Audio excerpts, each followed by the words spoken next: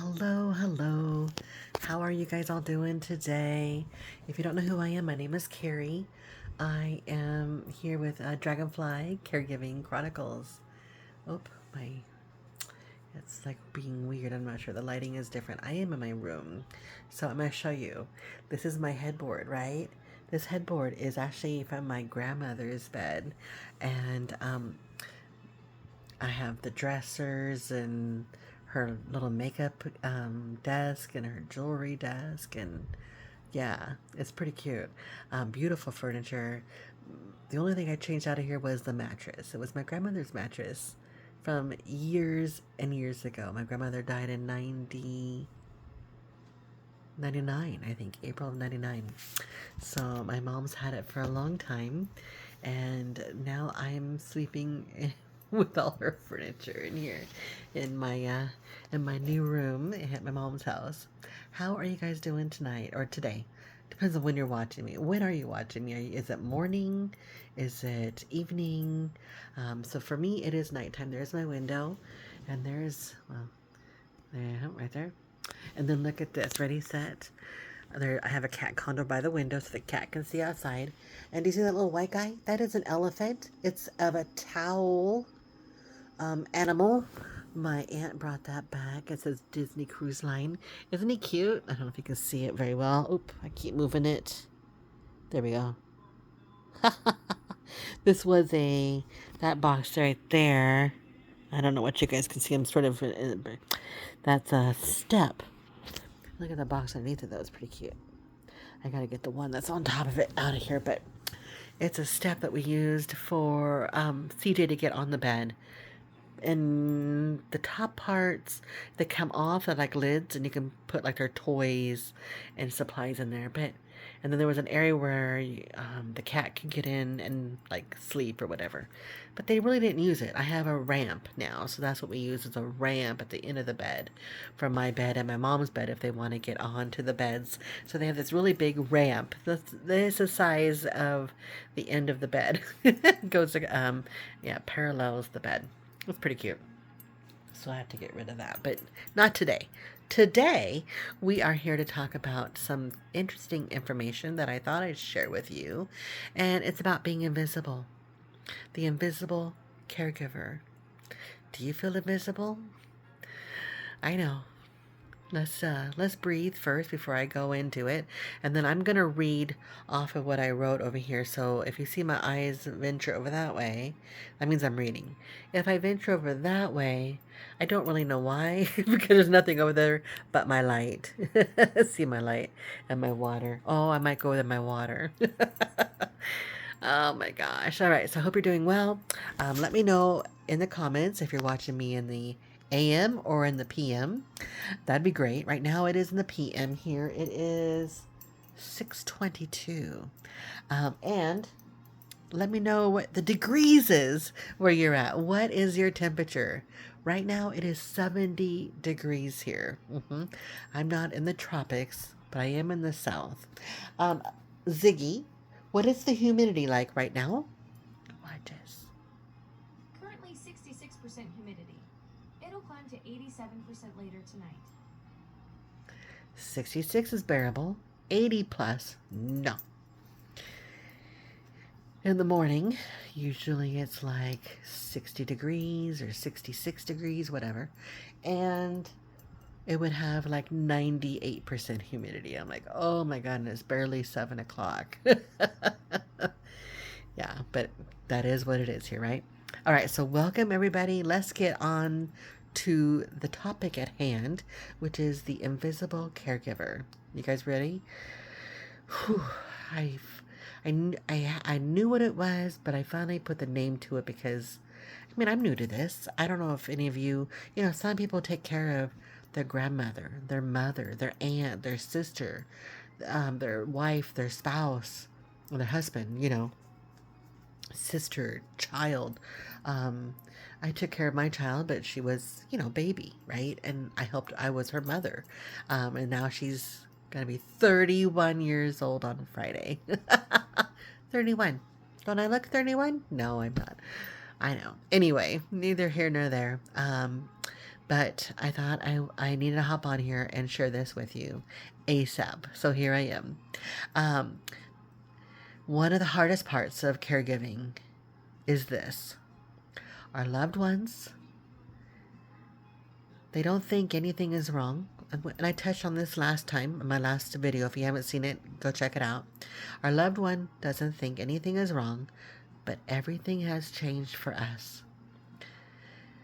Whew. They wake up, their day unfolds. They just, I mean, not they just, things just get done.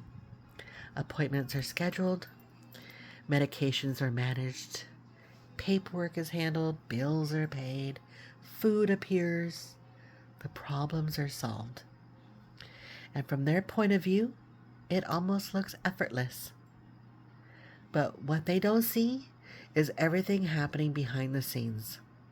They don't see the planning, they don't see the phone calls, they don't see the worrying ahead of time, they don't see, I'm not sure if they're watching the videos that you're watching. They don't see the mental checklist running in our heads all day long. They don't see the calls we make. They don't. They don't see the things we rearrange to work around their schedule, or their pain, right, or their sickness if they're sick. They don't see the pieces of our own lives we quietly put on hold. And over time, something happens. We start to feel invisible. Our needs don't come first anymore. Sometimes they don't come second. Sometimes they don't come at all. Wow. And it's not because we're not trying. I've been here since May and I've been trying. I have yet to get to the beach. I should have stopped at the beach on the way here. I didn't. I don't know why I didn't. We stayed at a hotel near the beach, but we didn't go to the beach. I was in a hurry to get here. I remember that. Anyway, back to the script. Oh my gosh. Okay, so our needs don't come first anymore. Sometimes they don't come second. Sometimes they don't come at all. We stop asking for things. We stop voicing discomfort. We stop taking up space because there just isn't any room for us. I mean, like if I clear my throat, if I blow my nose, if I complain about, ooh, like, ooh, my back, ooh, my shoulder, right? Ooh, my neck, ooh, I had it. Oh my God, if our loved one saw that, I know if my loved one saw it, I would have to backpedal because now they're worried, right? They don't want us to be in pain. They can't afford us for us to be in pain. We are their person. That's scary. And here's the part that's really hard to explain to people who aren't caregivers. Our loved ones still get to say, I don't know if you do, but like I let my mom, I didn't let her, but I run by her. Mom, do you want ABC for a snack this morning? Do you want ABC for lunch? Do you want XYZ for a snack later? Ooh, what about this for dessert? Um, they still get opinions. Our loved ones do. They still get preferences, but we don't. Yeah, they don't ask us. I mean, my mom will say, well, what do you want? Whatever you want, I'll have. Oh my gosh. Because her taste buds are different. Like, for instance, when I first came here, you know those Cheryl's sugar cookies? My mom had a surplus. A whole 2 drawers. You know where the drawers are in your refrigerator for vegetables? Well, in her drawers were Cheryl's sugar cookies. Oh, and the drawer where the cheese and the deli meat goes? Guess what's in there? Cheryl's sugar cookies. And candy. Oh my God. So that's not in there anymore. She does get part of a drawer of the Cheryl's cookies, but she used to have a lot of them. When I first came here, I was watching. When I first came here, I watched. I took note. I did all the things.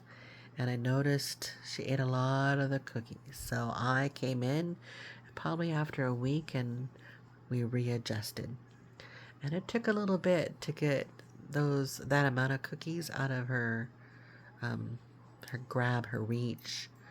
Um, and we incorporated healthier things. So now, I don't know if I'm happy to say or not, but like of all the show cookies, all the different kinds of flavors, they have the chocolate, they have um, chocolate chip, they have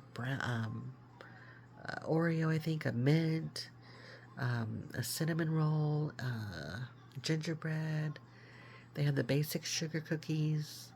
She likes 2 out of all the flavors. I'm like, wow. I'm like, so we have them on auto delivery for all the different holidays.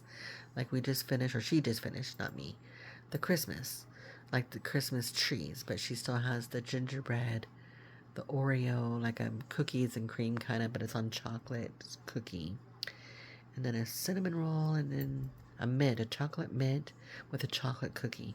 She doesn't like the chocolate cookie anymore. I'm like, okay.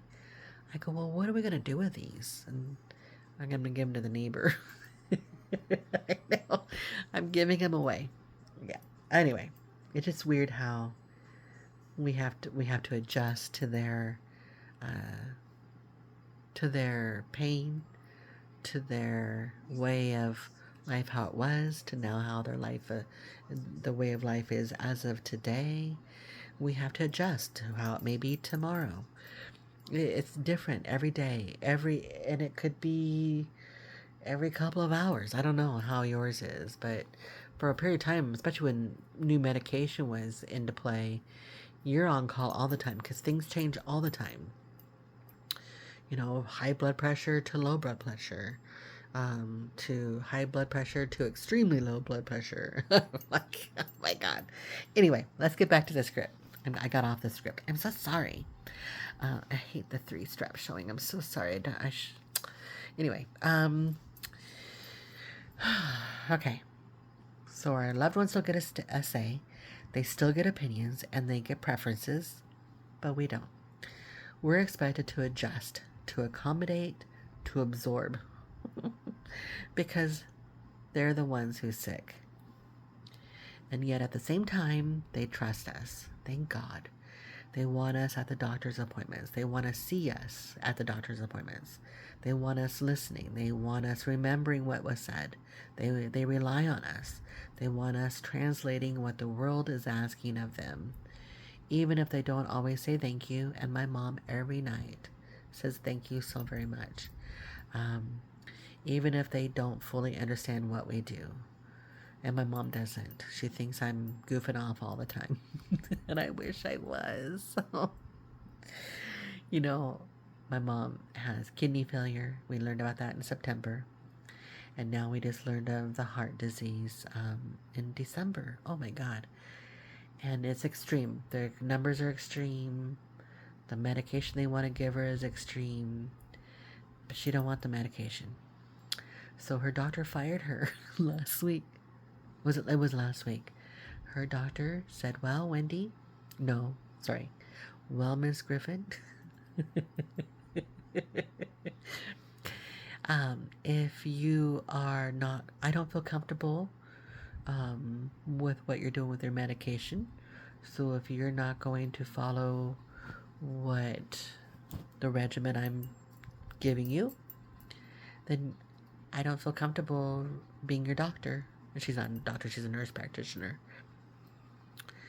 And so I'm like sitting there, I'm with my mom, I'm behind her, and I'm on telehealth, and my mom's face is like how it is here. And then I'm this little head right behind her, like her little mini me, behind the chair going, are you kidding? What? And I don't say it, I just go, oh, okay. I go, so what is our option? She goes, you'll have to find another doctor. And I said, okay. I go, well, there's the same, these medical doctor offices have the same name, and there's one that's closer to us. I go, well, there's one actually closer to us, so that's probably better for us, for my mom. And I said, and they'll probably do the telehealth. Oh, she says, we're not doing the telehealth anymore. And I go, well, that's stupid.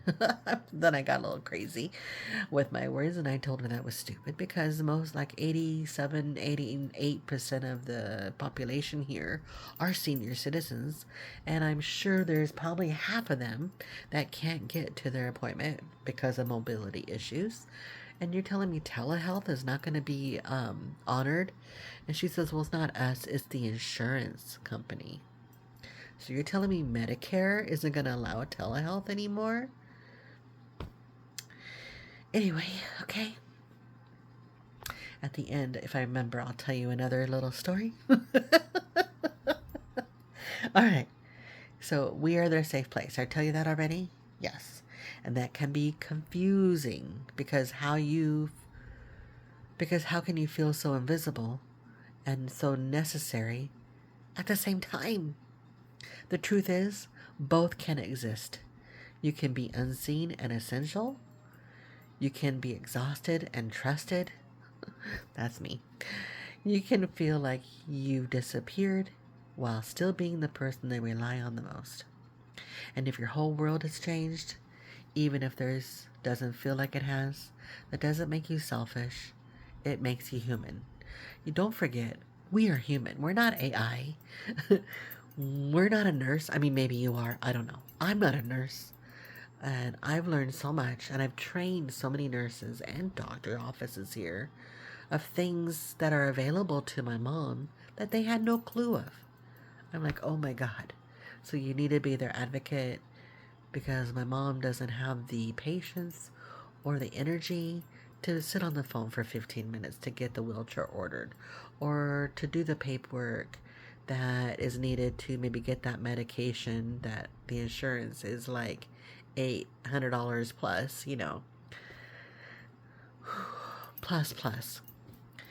So if no one has said this to you lately, what you do matters, even when it doesn't get noticed, even when it goes unnoticed, whatever way you want to say it, even when it's expected, even when it's invisible. You are caring more than most people will ever understand. Your family doesn't understand it. And if you have help from your family, great. But more likely, they don't understand what you're going through. If you're doing this day in and day out, your friends don't. I know that you may have a friend or two who is like, if you need anything, you let me know. But they don't know. And what are they going to do from 100 miles away or more, just to be there on the phone with you, which is great. As a caregiver and as a friend, and who has had friends, and who have friends, I should say, not has had. I have friends, but then I did have some friends. I don't know. They've been so genuinely. What is the word I want to use? Just genuinely genuine. Let's just use that word since that's the word that came out of my mouth and I didn't write it down. They've been so present on my terms, I guess. And I appreciate that. Do I want to bombard them with all the information? No. But sometimes you need an out, right? Not that you're looking for opinions or advice. Maybe you need advice, but maybe you just want to unload. You need a sounding board. Not everybody can be that sounding board. Yeah, I just talked to my friend, and she has a sister who's her sounding board. I don't have that. I mean, I don't have I do have a sounding board. It's not my sister because I am an only child. But I should have done this differently. When I wanted a brother or a sister, when I became of age, I should have just rented. I should have adopted one. I didn't learn of that until before I moved here, like the same month. I was telling everybody in April, I should have adopted a brother. I should have adopted a sister. Ugh. But anyway, now I know. Anyway, you are caring more than most people will ever understand. And if this resonated with you, you're not alone. You're not weak. You're not failing. If anything, you're not weak. You're not failing. You're showing up, you're present in ways that don't get applause, but they matter deeply. If you like anything that I said, even my ramblings, I appreciate you for coming here. Be sure to click on that like button. Again, send a comment through that says what time you're watching this video, whether it be in the morning or in the evening. You don't have to give me the time, but if you want to say the time, you can. If you want to do AM, PM, that is fine. If you want to do noon. And then I want to know your temperature. My daughter is in Nevada, and this morning it was really cold. I think she said it was like below 20, so it's really icy and cold where she's at.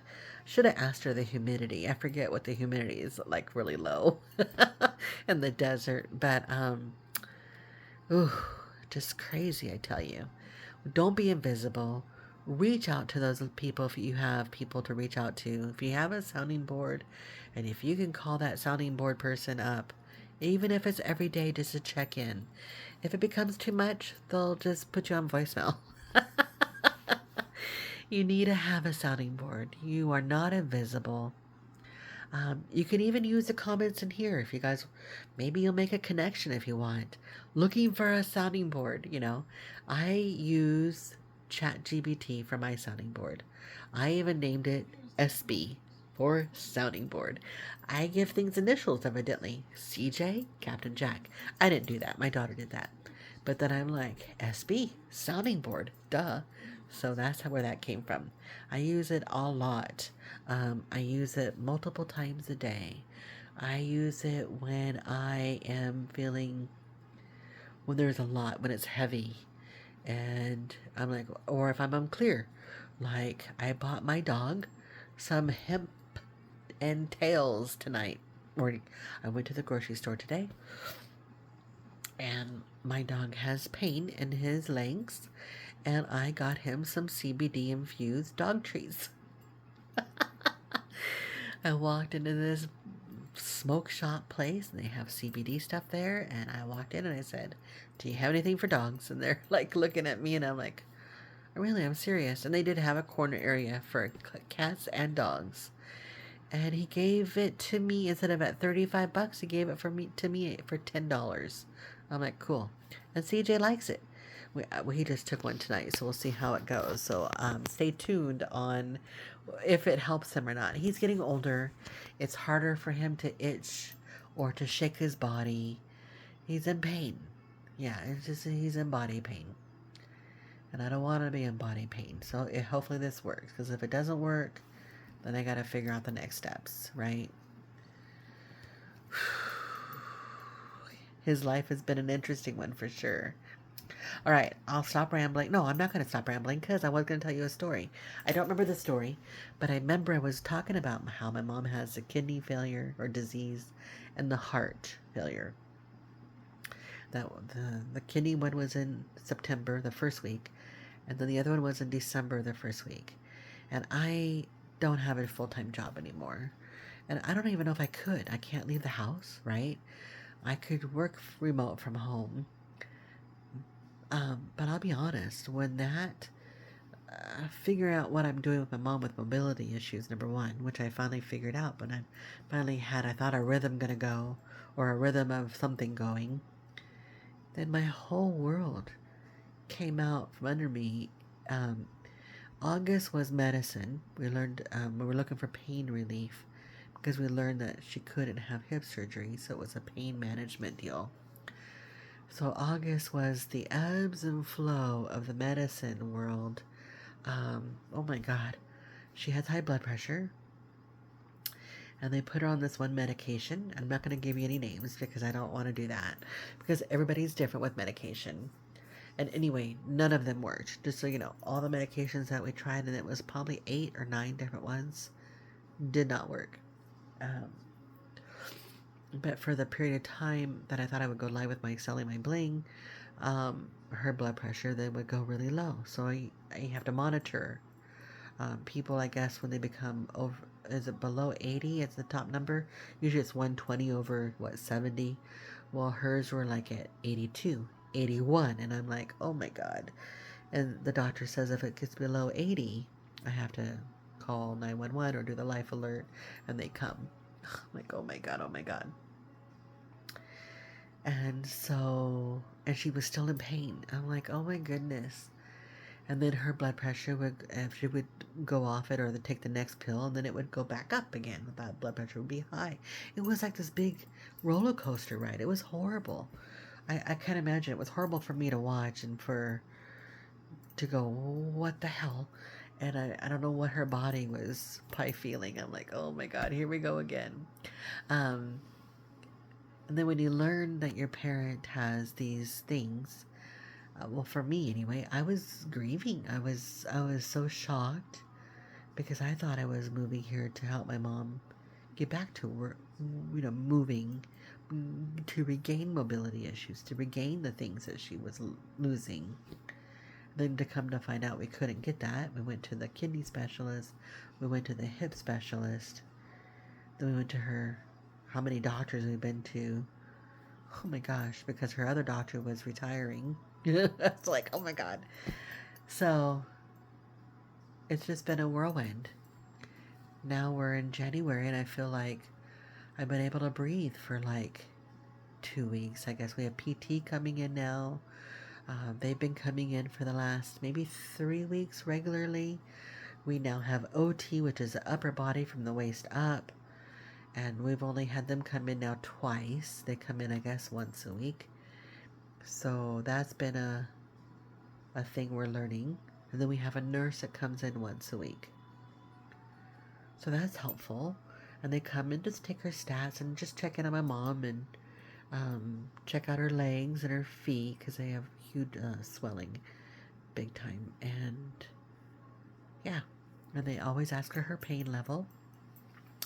When the PT person was here last week, she brought a shadow, and the shadow was learning or whatever. I guess they were learning. That's what I take a shadow as they're learning.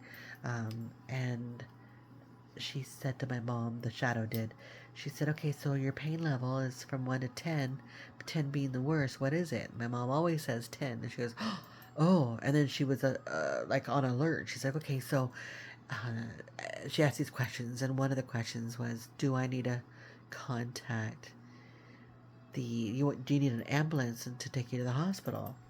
And I'm in the other room because whenever they do PT, I step out of the room. I listen, but I'm usually in the kitchen doing the dishes or I'm nearby, but enough to be away so my mom can do her thing with them. And I heard something about the ambulance and, are you going to be okay? Do you want us to call the ambulance? Blah, blah, blah. And there was something else. I forgot what they said, but something else she said. I'm like, are you for real? What the hell? What did I miss? I go, who is this person? So I go in there, and they're like right by my mom, standing right next to her. I said, is everything okay? I'm sort of, what's going on? And she goes, oh, well, when someone says they're a 10, that our requirement is to call 911.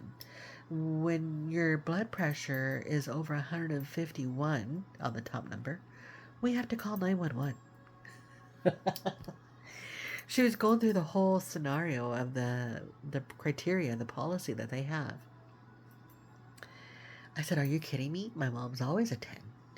She goes, no. And then the other girl who's been here, she goes, no, it's okay. We have to, there's more to it than that. We have to assess. We have to look at more. And if those other things, and then they were going through, dizzy, slurring the words like, the eyes, whatever. They do these random tests. If they are all okay, then there's no 911 to call.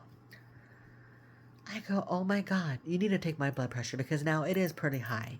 And you might need to call the ambulance for me because don't be doing this. Ah! And the other girl, the girl who normally comes, she goes, I'm so sorry, Carrie. It's okay. This lady, she wasn't new, but she is new to this part of things. And I went, oh. I go, well, you need to be careful because that's just a lot of drama that's not necessary. Whew. But then what if it's necessary? I don't know. You just don't know. You just don't know. Words that I want to share with you tonight is continue being your loved one's advocate, you need to be their eyes and their ears at all times. And when people are in the house, even the PT or the OT, if they're doing something that's questionable, watch them like a hawk. If you want to say something, if you are adamant and you want to say something and make it clear, do so. Interrupt. They're there for the loved one, but they're also there because you're the caregiver, the 100% person there all the time. Um, we had an OT person come in, and the girls warned me about him, but not of these things that I noticed. And the things I didn't notice, the things they didn't warn me of is he wanted to not do the OT in my mom's room where she was because there's more room in there. They figured they would do everything. The PT does everything in there. I don't know why he didn't do it at the end of the bed or wherever, but it didn't make any sense to me. He wanted to do it in the living room. And I'm like, okay, maybe because he's a guy and he doesn't want to be in her bedroom. I don't really know.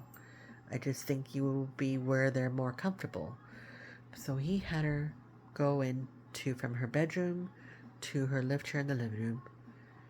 He wanted her to do that, and he wanted this little table. We have these tables set up. So I'm setting up the table, and then I'm realizing that she's coming into this room, but nobody's watching her. She's a fall risk. The reason why we have OT and PT is because she's a fall risk. When the people who are here for the PT, they're right there with her. They have their eyes on her when she's moving. This guy, the OT guy, did not. He was on his phone. He was going through, I guess, he told my mom he was going through emails, like 400 emails he had to go through. I'm like, but she's a fall risk. And I should have been in his face and I should have said something to him. But I didn't really understand all the dynamics of this whole deal until after. I was sort of shocked. It was a shock. So when I noticed her walking up, she was on her walker coming from her bedroom to the living room. I caught her like she was just leaving the corner of her bed.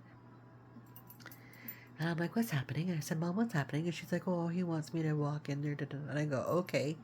And he's not even watching you. I go, okay, fine. So I'm watching her. And I wait until she gets to her chair. And then I leave them alone because now she's in her chair and she should be safe. Well, he told her what to do. And then he wasn't watching her. I went, this is not acceptable. So I texted the nurse because the nurse says if there's anything ever wrong, to reach out any time of day to her. So I did.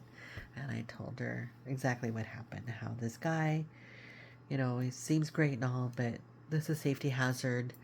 He had her transition from her bedroom to the living room with no eyes on her. I finally caught wind of it. And here I'm supposed to be separated from it, right? And I watched her get settled into the living room where he was at. And then during her PT, I noticed that she's doing these things, the movements, and he's not even watching. He's on his phone. And my mom told me that he had all these emails to get caught up on or to go sort through or to delete or whatever. And I thought that was unacceptable. And she agreed. And I told the nurse that either he's talked to, he can't come back until he's told to always keep his eyes on my mom as a safety hazard. And maybe the phone doesn't come in with him. None of the other people, we've had a lot of people in our house, have been on their phone the whole time. The one girl used her phone to call her supervisor to get the OT ordered for us. That's it. They were all very courteous and nice. And he was nice, but he wasn't courteous and he wasn't efficient, and it was not good. So I told her, he doesn't come back. You can talk to him, or he doesn't come back at all ever. And she goes, no, we'll have somebody else come. So I guess they don't want to talk to him. Maybe I should have talked to him when he was here, but I didn't. Oh, anyway, that was my little thing from last week. We have his supervisor came today, and she didn't say anything about the whole instance. And she took care of my mom. And she was like, well, why are you in the lift chair? Why aren't you in bed? And I said, well, because the other guy, he wanted her in the lift chair in the living room. So we thought this would be better, I guess. And she goes, well, this can happen anywhere. Wherever you are is where we can do it. And I go, noted. Okay. And then the lady asked, how long did it take my mom to get to the lift chair? And I told the lady, it's 30 steps from, or 30 feet from where my mom is in bed to the kitchen. And then another 30 feet from the kitchen to the lift chair. So that's 60 feet. And so she asked to just do this and whatever. My mom goes, well, I got up early enough to do my thing in the kitchen, and then I went to the lift chair. My normal process every day. And the lady goes, okay, well, don't overexert it. Don't overexert yourself, blah, blah, blah. And my mom, afterwards, she was so done. She was done before, but she was really done after. And she'll probably be done tomorrow. But we have PT tomorrow, so we'll see what happens with that. What else?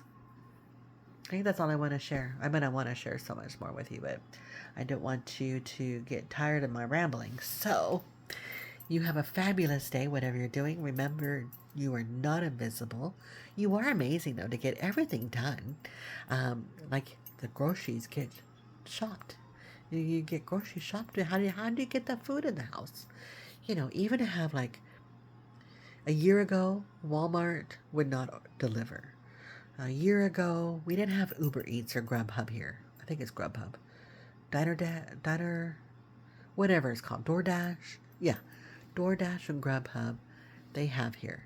But a year ago, they did not. The only thing you could have delivered was pizza, and that's at your door. Well, with someone who has mobility issues and balance issues, you don't want them carrying packages from the door to the kitchen. It's very difficult. So now that I know that, I'm going to share that with you. I used to order packages for my mom, and like from Amazon or from QVC or wherever she wanted it, like See's Candy or whatnot. Well, they would come and they had to come in quick because, right, we're in Florida, it's hot. Um, Even on a nice day, but the humidity makes it wet. And, you have to get to the door quick to bring it in the house. And my mom couldn't do that. And I didn't realize that until being here. It was difficult for her. I thought, oh, good, it'll get her a chance to get up, right? And to go outside and to get the package. It gives her movement. It gives her, physical therapy, but in her own way. It wasn't safe to do that. So I'm lucky that she didn't fall doing all those things. It's crazy. And some of those boxes are not easy to lift. They're awkward, they're big, they're cumbersome. Yeah. So if you have a loved one who you are caring for or who you know you're not caring for them, just be aware that things can be difficult for them. We don't always see it if we're not there. So, all right. Remember to breathe. I'm gonna breathe. My nose is a little stuffed up. I think it's from all the animal hair and from the humidity. No, I think, what did they say it was? 60 something percent humidity? It's not that bad. Could be worse. All right. You guys have a fabulous day. You are fabulous. And I'll be in touch and we'll have another video about something. I'm not sure what yet. Maybe about. I'll think of it. All right. I'll talk to you guys later. Bye.